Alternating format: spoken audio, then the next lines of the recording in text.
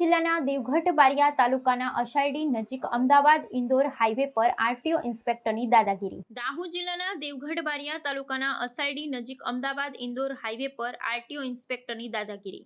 Ahmedabad Indore highway પર RTO ઇન્સ્પેક્ટરે truck ડ્રાઈવરને ઢોરમાર માર્યો હોવાની ઘટના સામે આવી છે। ડ્રાઈવરે ટ્રક ન રોકતા આરટીઓ ઇન્સ્પેક્ટર વીકે પરમારે ટ્રક આગળ બેરિકેડ ફેંકી ટ્રક રોકાવી હતી અને બાદમાં ડ્રાઈવરને ઢોરમાર માર્યો હતો। આ ઘટનાનો વિડીયો સામે આવ્યો છે।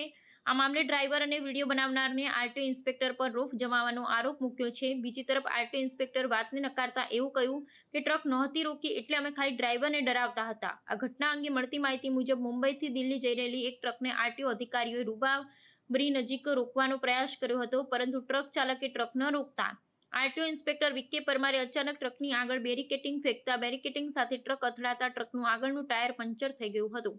આ બાદ આરટીઓ ઇન્સ્પેક્ટર વીકે પરમાર અને તેમની સાથેના અન્ય બે સ્ટાફના કર્મચારીઓએ ટ્રક ડ્રાઈવર નાસિરભાઈને ટ્રકની કેબિનમાંથી નીચે ઉતારીને લાકડાના હાથાથી ગંભીર રીતે ઢોરમાર માર્યો હતો।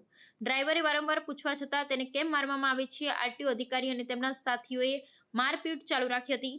આ ઘટનાનો વિડીયો હાઈવે પરથી પસાર થતા એક રાહદારીએ દૂરથી ઉતાર્યો હતો।